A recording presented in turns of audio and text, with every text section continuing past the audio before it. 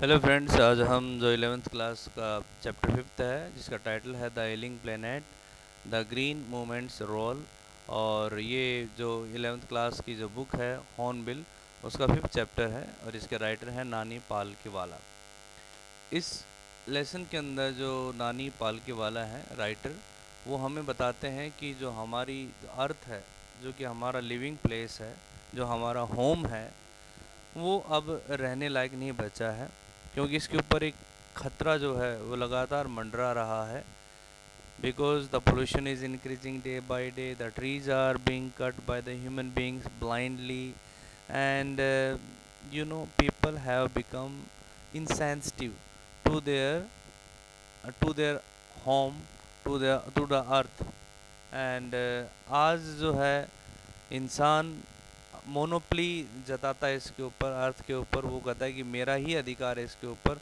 लेकिन जो राइटर कहते हैं कि नहीं, आज जो ये जितने भी क्रिएचर्स हैं इस धरती के ऊपर, सभी का इक्वली जो है अधिकार है, राइट है इस अर्थ के ऊपर। और सभी जो है मिलजुल करके इस अर्थ पे रहते हैं और रहना चाहिए, क्योंकि अगर ऐसा नहीं होगा तो हमारा जो अर्थ है ये खतरे में पड़ जाएगी। ठीक है।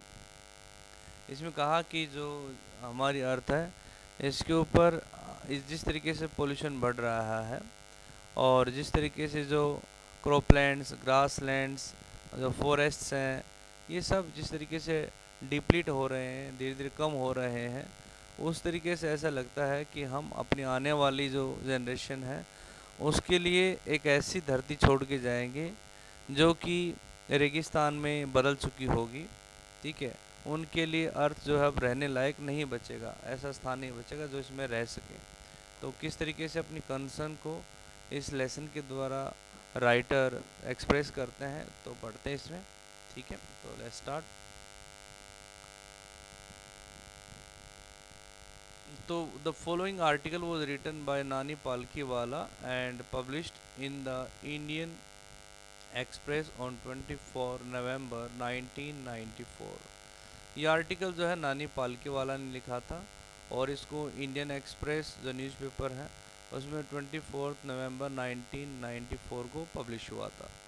The issues that he raised regarding the declining health of the earth continue to have relevance. और जो इश्यू, जो मुद्दा उन्होंने अर्थ के डिक्लाइनिंग हेल्थ को लेकर के जो उठाया था, वो आज भी रेलिवेंट है। आज भी उसकी जो तर्क संगतता है वो बनी हुई है, आज की इम्पोर्टेंस बनी हुई है। One cannot recall any moment in world history which has gripped the imagination of the entire human race so completely and so rapidly as the Green Movement, which started nearly 25 years ago. Writer कहते हैं कि world history के अंदर ऐसा कोई movement, कोई ऐसा कोई आंदोलन नहीं था जिसने इतनी जल्दी, और जो पूरी मानव सभ्यता है उसका पूरा ध्यान, मानव प्रजाति का पूरा ध्यान इतनी जल्दी और पूर्ण रूप से ग्रीन मूवमेंट की तरफ जो खींचा हो। ग्रीन मूवमेंट जैसा एक आंदोलन चला जिसने पूरा सभी का ध्यान अपनी तरफ खींचा, ऐसा आंदोलन कभी भी नियरली 25 ईयर्स अगो, मतलब इनमें अभी हुआ नहीं है ऐसा। और ये जो मूवमेंट था ये 25 ईयर्स पहले चला था, स्टार्ट किया गया था। यानी कि this movement was so powerful that it gripped the imagination of the entire human race so completely and rapidly, and this green movement was started 25 years back. In 1972, the world's first nationwide green party was founded in New Zealand. और 1972 के अंदर world की पहली nation wide जो थी ये party थी, 1972 के अंदर वर्ल्ड का first nation wide green party की जो फाउंडेशन हुई थी न्यूजीलैंड में हुई थी। सिंस देन, उसके बाद से इस मूवमेंट ने कभी पीछे मुड़कर नहीं देखा। The movement has not looked back, we have shifted one hopes irrevocably from the mechanic view to a holistic and ecological view of the world। और इससे हमारा जो एक एटीट्यूड था, वो हमारी जो आशाएं थी वो बदली हैं। मैकेनिक मैकेनिस्टिक व्यू से एक होलिस्टिक एंड इकोलॉजिकल व्यू में बदली है। यानी कि संसार का जो एटीट्यूड रहा था वो एक मैकेनिस्टिक व्यू से होलिस्टिक एंड इकोलॉजिकल व्यू में चेंज हुआ था, परिवर्तन हुआ है इसका। We have shifted one hopes irrevocably from the mechanistic view to a holistic and ecological view of the world. Here the writer tells that we have changed our attitude as one hopes, जैसा कि एक व्यक्ति आशा करता है वैसा ही हमने अपना जो है अपना एटीट्यूड चेंज कर दिया है। irrevocably means that cannot be taken back, opposite, ठीक है, यानी कि जिसको हम अटल रूप से मान लो एक तरीके से। Irrevocably means that can not be changed, जिसको बदला ना जा सके और जिसको चेंज ना किया जा सके। From the mechanistic view to a holistic and ecological view of the world, जिसमें हमने संसार को एक इस अर्थ को जो है एक मैकेनिस्टिक व्यू की बजाय हमने एक हॉलिस्टिक एंड इकोलॉजिकल व्यू से देखना स्टार्ट किया है। कहने का मतलब क्या है? हॉलिस्टिक एंड इकोलॉजिकल व्यू होता है जिसमें हम प्रिजर्वेशन ऑफ अर्थ को प्रायोरिटी देते हैं, जिसमें हम अर्थ के जो रिसोर्सेज हैं उनको रिटेन करने के बारे में हम प्रायोरिटी देते हैं इसको, बजाय इसको हम एक मैकेनिस्टिक एक मैकेनिज्म समझ करके एक मैटर समझ के एक मटेरियल समझ करके हम ट्रीट करें। ठीक है, तो अब हमने ये मानना स्टार्ट कर दिया है कि इसका प्रिजर्वेशन ज़रूरी है, अर्थ को जो है अब बचाना बहुत ज़रूरी है, और ये हमारी जो है एक अब सोच बदली है। ठीक है, तो इसे बोलते हैं होलिस्टिक एंड इकोलॉजिकल व्यू हमने अपनाया है, अडॉप्ट किया है।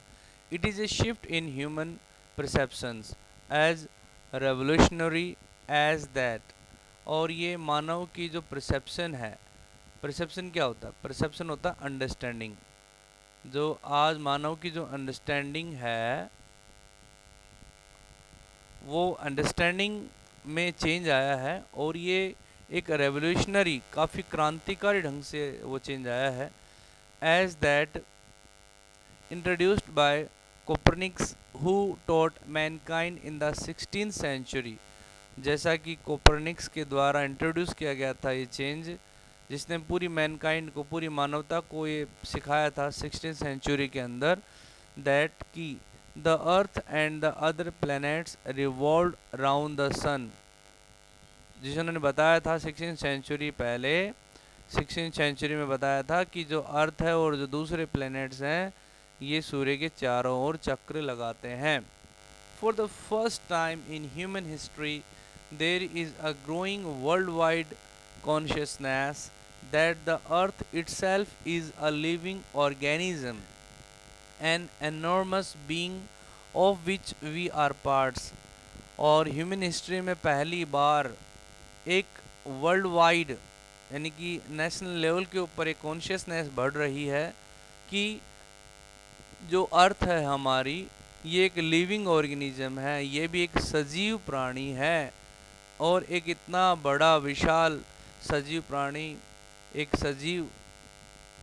सजीव है जिसके हम सभी पार्ट्स हैं। यानी कि first time the earth has been regarded as a living organism, जिसको लिविंग ऑर्गेनिज्म माना गया है अर्थ को पहली बार। It has its own metabolic needs, और इसकी खुद की मेटाबॉलिक नीड्स हैं। क्या होता है मेटाबॉलिक नीड्स? मेटाबॉलिक नीड्स होता है the process of making food, इसको यानी कि इसकी खुद की भी यानी कि मेटाबॉलिक नीड्स हैं, भोजन बनाने की, तैयार करने की, अपना जो है अपने आप को ग्रो करने की, ये सारी मेटाबॉलिक नीड्स हैं। एंड वाइटल प्रोसेसेस, वाइटल का मतलब होता है जो इम्पोर्टेंट जो प्रोसेसेस हैं, which need to be respected and preserved, और ऐसी इम्पोर्टेंट प्रोसेस होती हैं अर्थ की जिनको कि रेस्पेक्ट किया जाना चाहिए और जिसको प्रिजर्व करना चाहिए, जिसको हम प्रोटेक्ट करना चाहिए। The earth's vital science reveal a patient in declining health, और अर्थ के जो वाइटल साइंस हैं, जो बड़े संकेत हैं, वो इस बात को रिवील करते हैं कि पृथ्वी जो हमारी धरती है उसकी हालत एक ऐसे पेशेंट की तरह है जिसका हेल्थ लगातार गिर रहा है। डिक्लाइन का मतलब होता है decreasing. We have begun to realize our ethical obligations to be good stewards of the planet and responsible trustees of the legacy to future generations. We have begun to realize our ethical obligations to be good stewards of the planet and responsible trustees of the legacy to future generations. तो here what we do, कहता है कि हमने अपनी जो ethical obligations हैं, ethical का मतलब क्या होता है, जो हमारी जो मोरल जो रिस्पॉन्सिबिलिटीज़ हैं उसको हमने रियलाइज़ करना स्टार्ट कर दिया है, एक अच्छे योद्धा होने के, एक स्टेवार्ड होने के, एक अच्छे वॉरियर होने के, कि हम इस प्लेनेट को बचाने वाले एक अच्छे योद्धा के रूप में, एक सेनानी के रूप में अपनी जो नैतिक जिम्मेदारी है उसको हमने, रिस्पॉन्सिबिलिटी है उसको हमने रियलाइज़ करना स्टार्ट कर दिया है। और एक जिम्मेदार, रिस्पॉन्सिबल क्या होता है, एक जिम्मेवार ट्रस्टीज़ के रूप में अपनी जिम्मेदारी को हमने रियलाइज़ किया है of the legacy to future generations. एक फ्यूचर जनरेशन की जो लेगेसी है, जो विरासत है, उसके एक सच्चे जो लीगल गार्जियंस हैं उसके रूप में, एक रेस्पॉन्सिबल लीगल गार्जियन के रूप में अपनी जो जिम्मेदारी बनती है, नैतिक जिम्मेदारी, उसको हमने रियलाइज़ करना स्टार्ट कर दिया है। ट्रस्टीज़ होते हैं लीगल गार्जियंस, यानी कि हमने ये माना है कि जो अर्थ है इसको प्रोटेक्ट करना हमारी जिम्मेदारी है, और इस अर्थ जो जो लेगेसी के रूप में हमें मिला है, विरासत के रूप में हमें अपने एल्डर से, पूर्वजों से मिली है, जिसके हम ट्रस्टी हैं, लीगल गार्जियंस हैं, जिसको हमें बचाना है फ्यूचर जनरेशन के लिए, इसको हमने रियलाइज़ करना स्टार्ट कर दिया अपनी नैतिक जिम्मेदारी को। तो ये चेंज आया है टाइम के साथ। The concept of sustainable development. Sustainable development क्या होता है? ऐसा कॉन्सेप्ट जिसके अंदर हम चीज़ों को रिस्टोर कर सकें, जिसको हम मेंटेन करके चलें, जहाँ पर प्रोडक्शन एंड कंजप्शन जो है एक बैलेंस्ड तरीके से हो, यानी कि ऐसा ना हो कि हम इसको ओवर एक्सप्लॉइट करें। जो नेचुरल रिसोर्सेज हैं हमारी अर्थ के ऊपर हमें जो मिले हैं नेचुरली, उनको इस तरीके से यूज़ करें कि वो एग्जॉस्ट ना हो, तो उसे बोलते हैं सस्टेनेबल डेवलपमेंट। तो जो सस्टेनेबल डेवलपमेंट का जो कॉन्सेप्ट है, ये was popularised in 1987 by the world commission on environment and development. Environment and development के ऊपर जो वर्ल्ड कमीशन ने 1987 के अंदर इस कॉन्सेप्ट को जो है काफ़ी पॉपुलराइज किया, इसको, उसके द्वारा इसको प्रसिद्धि मिली थी इसको। In its report, it defined the idea as development that meets the needs of the present without compromising the ability of future generations to meet their needs. That is, without stripping the natural world of resources future generations would need. तो अपनी report के अंदर, यानी कि जो world commission था, उन्होंने अपनी रिपोर्ट के अंदर इस बात को डिफ़ाइन किया, एक्सप्लेन किया, अपने इस आइडिया को डिफ़ाइन किया कि उस डेवलपमेंट, कैसा डेवलपमेंट जो कि प्रेजेंट की नीड्स को तो पूरा करता है without compromising the ability of future generations, लेकिन जो फ्यूचर जनरेशंस की जो ज़रूरतें हैं उनकी जो एबिलिटी है उनको बिना कंप्रोमाइज़ किए, यानी कि फ्यूचर जनरेशंस को भी तो नेचुरल रिसोर्सेज ज़रूरत पड़ेगी, तो उनको बिना कंप्रोमाइज़ किए नेचुरल रिसोर्सेज को इस तरीके से यूज़ करना ताकि हमारी जो फ्यूचर जनरेशंस हैं उनकी ज़रूरतें भी पूरी हो सकें। तो इस बात से ध्यान में रखते हुए हमें विकास करना है, डेवलप करना है, without stripping the natural resource, अर्थात जो नेचुरल वर्ल्ड है रिसोर्सेज का, जिनको कि फ्यूचर जनरेशन्स को ज़रूरत पड़ेगी, उसका हमें एक्सप्लॉइटेशन नहीं करना, ओवर एक्सप्लॉइटेशन नहीं करना। स्ट्रिपिंग का मतलब होता है एक्सप्लॉइटेशन करना, उसका दोहन करना, ऐसा नहीं करना हमें। In the world, in the zoo at Lusaka Zambia there is a cage where the notice reads. Lusaka Zambia में एक चिड़ियाघर है, वहाँ पर एक पिंजरा रखा हुआ है और पिंजरे के बाहर एक नोटिस है, the world's most dangerous animal जिस पे लिखा हुआ है कि संसार का सबसे dangerous animal. Inside the cage there is no animal but a mirror where you see yourself. और केज के अंदर, पिंजरे के अंदर कोई एनिमल नहीं है, लेकिन एक मिरर रखा हुआ है जहाँ पर हम अपनी खुद की रिफ्लेक्शन उसमें दिखाई देती है। तो हमें ये पता चलता है कि मनुष्य ही सबसे बड़ा डेंजर है, इन संसार का सबसे बड़ा डेंजरस एनिमल है। Thanks to the efforts of a number of agencies in different countries. Different countries के अंदर जो अलग अलग बहुत सारी जो एजेंसीज़ हैं, इनके एफर्ट्स के लिए बहुत बहुत धन्यवाद, शुक्रिया। A new awareness has now dawned upon the most dangerous animal. कि एक नई जागृति अब जो है इस खतरनाक प्राणी के ऊपर जो है आई है, चेतना आई है इन द वर्ल्ड, संसार में। डान अपॉन का मतलब होता है he has started realising his responsibility. He has got the awareness. He has realized the wisdom of shifting from a system based on domination to one based on partnership. अब उसने realise किया है इस बुद्धिमत्ता को, इस बुद्धि वाली बात को, इस ज्ञान वाली बात को उसने रियलाइज़ किया है कि उसे ऐसे सिस्टम को अडॉप्ट करना है, ऐसे सिस्टम की तरफ आगे बढ़ना है जिसमें डोमिनेशन की बजाय पार्टनरशिप को प्रायोरिटी दी जाए, जो पार्टनरशिप के ऊपर बेस्ड है। ऐसे सिस्टम को आगे बढ़ना, ऐसे सिस्टम की तरफ आगे बढ़ना। पहले तो आपने देखा कि जो ह्यूमन बींग्स थे, मानव था, उन्होंने अर्थ का अच्छे से एक्सप्लॉइट किया, ठीक है, नेचुरल रिसोर्सेज को ब्लाइंडली यूज़ किया, एक्सप्लॉइट करना स्टार्ट कर दिया, इस तरीके से स्टार्ट कर दिया, और वो एक डोमिनेटिंग स्टेट में अपने आप को उसने ले आया, मनुष्य ने अपने आप को। लेकिन अब राइट ने कहा कि अब ऐसा अवेयरनेस पैदा हुई है, बहुत सारी जो एजेंसीज़ हैं जो अलग अलग देशों में काम कर रही हैं, उनके एफर्ट से ऐसे अवेयरनेस पैदा हुई है जिससे आज ह्यूमन बींग्स ने ये रियलाइज़ करना स्टार्ट किया है कि अब डोमिनेशन से काम नहीं चलेगा, अब हमें पार्टनरशिप से काम चलेगा। यानी कि हमें इस तरीके से पार्टनरशिप करनी पड़ेगी, हमारी जो फ्यूचर जनरेशन्स हैं उनके लिए भी नेचुरल रिसोर्सेज बचें, रिटेन रहें, सस्टेनेबल कंडीशन में रहें।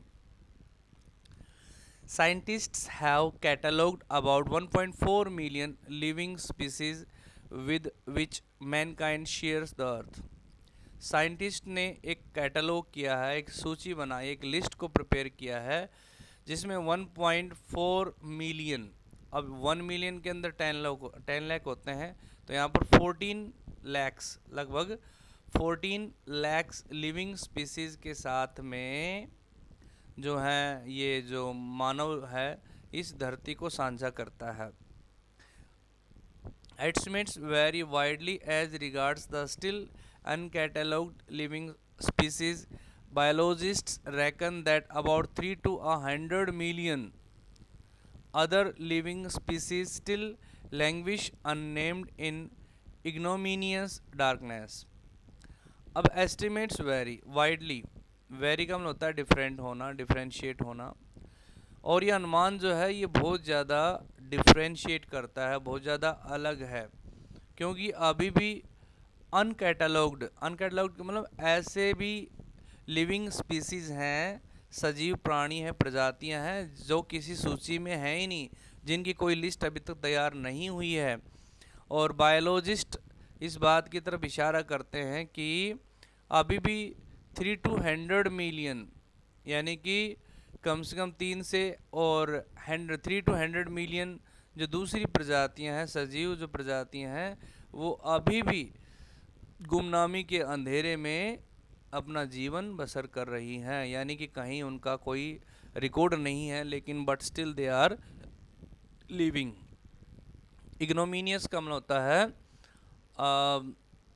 अ world of without any identity, यानी कि बिना किसी पहचान के वो गुमनामी के अंधेरे में जी रही हैं।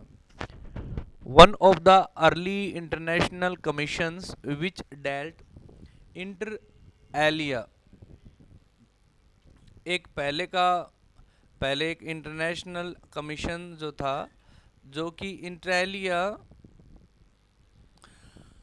तो जो इंटरनेशनल कमीशंस थे पहले के, जो कि डील करते थे बातों बातों में, इसके साथ साथ में इंटर एलिया का मतलब होता है among other things with the question of ecology and environment was the Brent commission, जो कि इकोलॉजी और एनवायरनमेंट के साथ में डील करते थे, वो ब्रेंट कमीशन था, which had a distinguished Indian as one of its members, जिसके अंदर एक विशिष्ट भारतीय इसका एक सदस्य था और उसका नाम था मिस्टर एल के झा।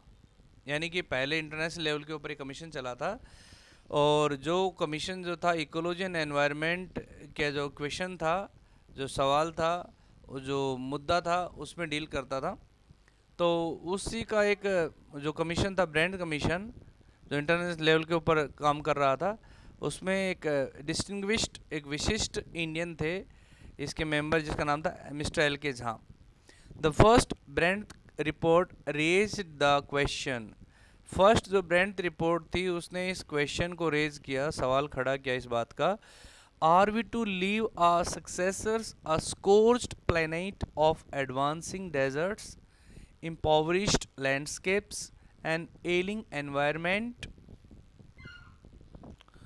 जो ब्रांड रिपोर्ट दी उसने इस क्वेश्चन को रेज किया कि क्या हम अपनी जो भावी पीढ़ियां हैं, सक्सेसर्स का मतलब हमारी जो भावी पीढ़ियां हैं, जो फ्यूचर जनरेशन्स हैं, उसके लिए एक ऐसे प्लेनेट को छोड़ के जाएंगे जो झुलसा हुआ है।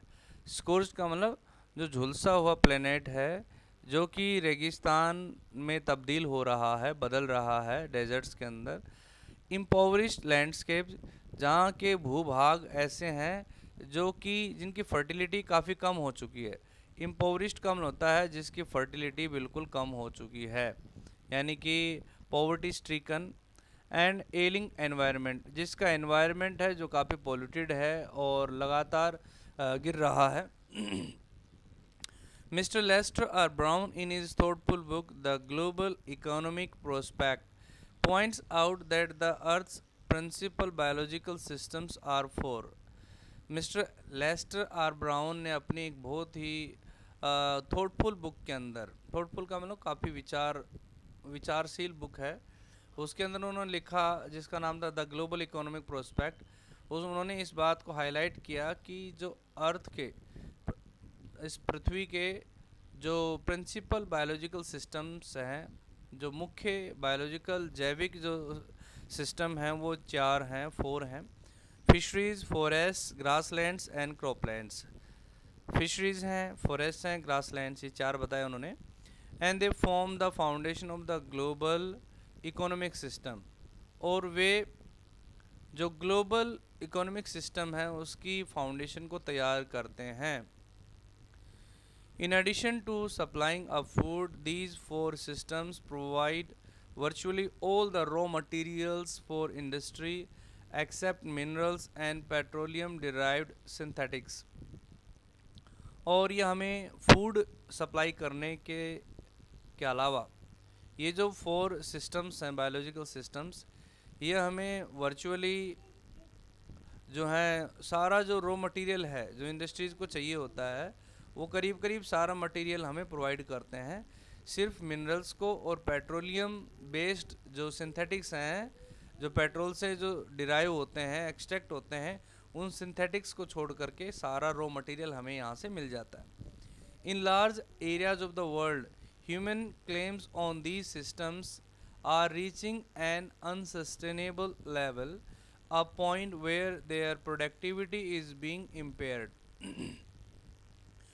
और संसार के जो अधिकतर जो बड़े क्षेत्र हैं वहाँ पर human claims on these systems, मानव का जो इन सिस्टम के ऊपर, इन बायोलॉजिकल सिस्टम्स के ऊपर जो क्लेम है, जो दावा है, वो एक ऐसे लेवल का, ऐसे अनसस्टेनेबल लेवल के ऊपर पहुँच चुका है जहाँ पर there productivity is being impaired, जहाँ पर इनकी प्रोडक्टिविटी अब इम्पेयर्ड हो चुकी है, जहाँ इम्बैलेंस्ड हो चुकी है। व्हेन दिस हैपन्स, अगर ऐसा होता है, fisheries collapse, when this happens fisheries collapse, जब ऐसा होता है तो जो फिशरीज हैं, यानी कि जहाँ से हमें फ़िश मिलती हैं, वो फिशरीज कोलैप्स कर जाती हैं। फॉरेस्ट डिसअपियर, फॉरेस्ट जो है, वन हमारे जो डिसअपियर हो जाते हैं।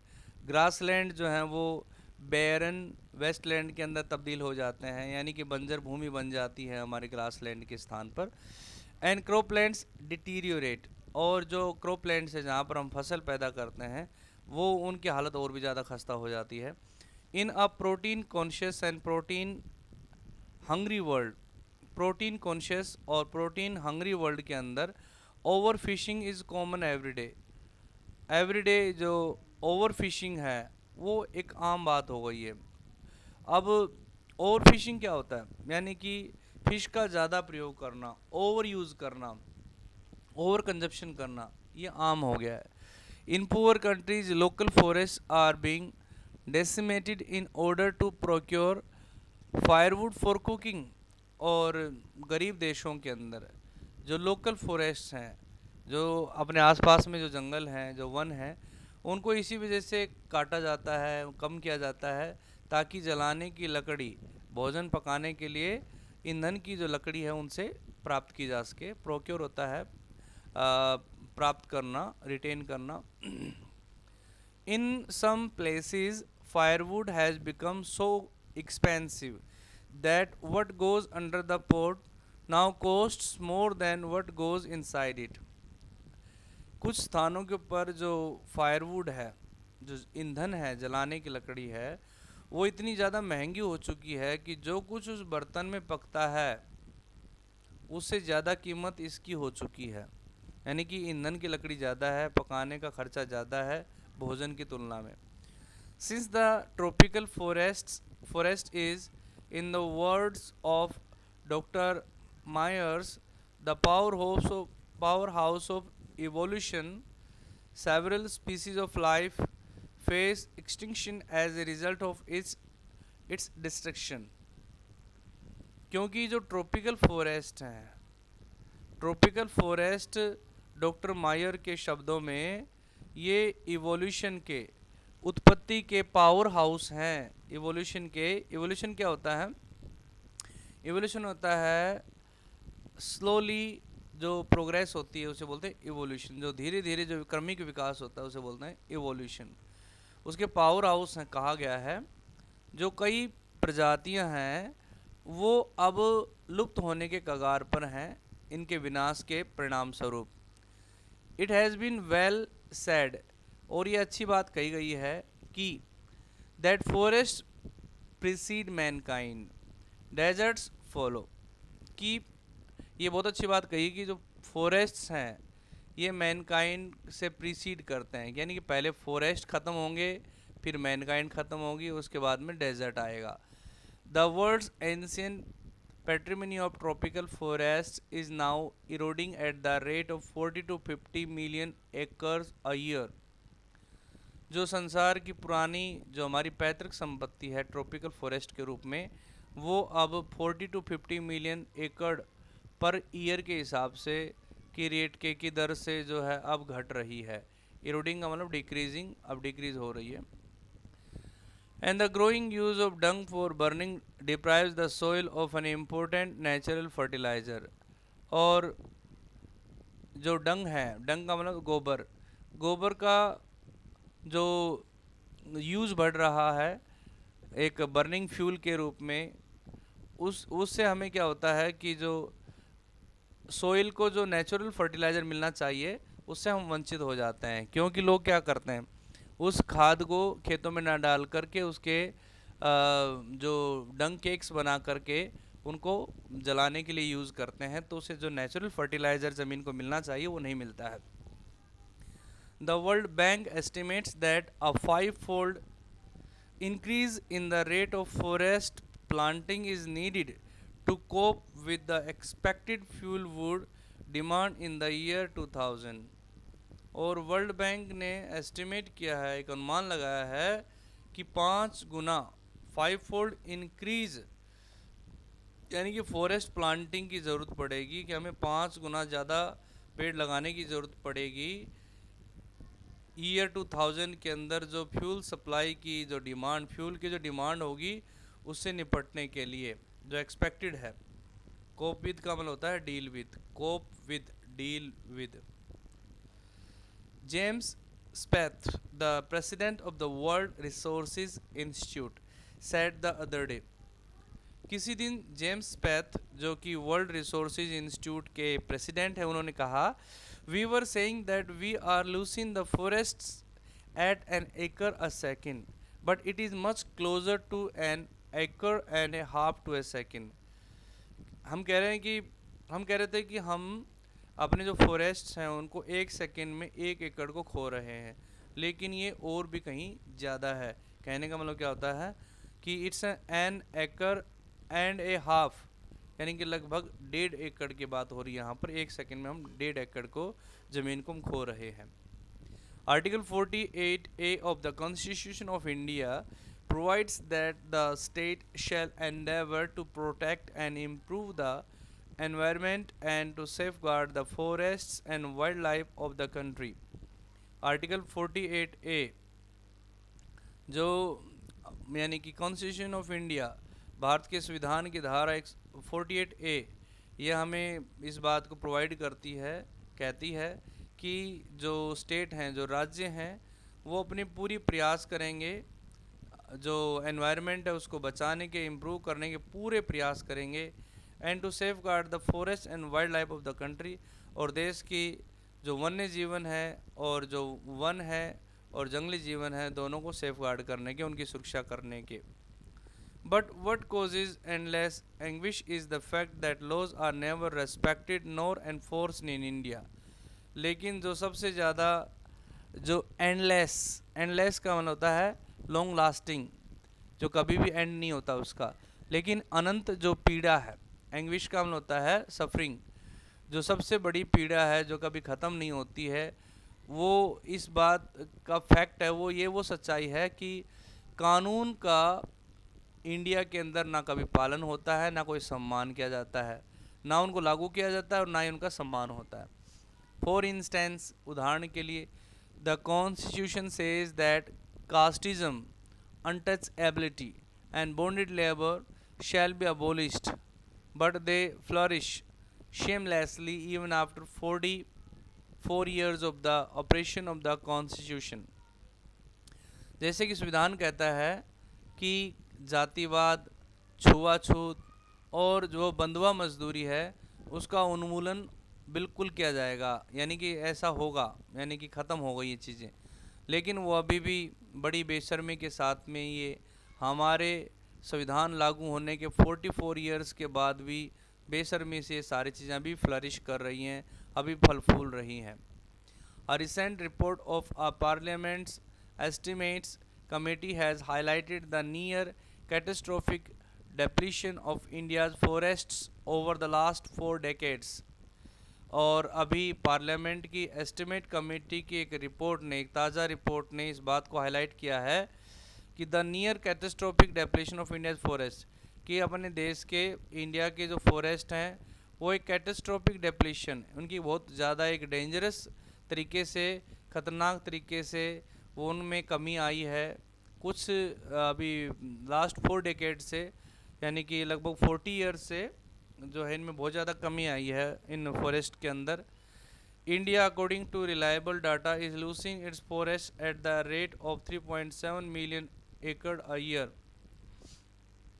अपने देश के अंदर अगर रिलायबल डाटा की बात करें भारत के अंदर, तो इसमें 3.7 मिलियन एकड़ एक साल के अंदर जो इसके जो वन है वो इस तरीके से ख़त्म हो जाते हैं।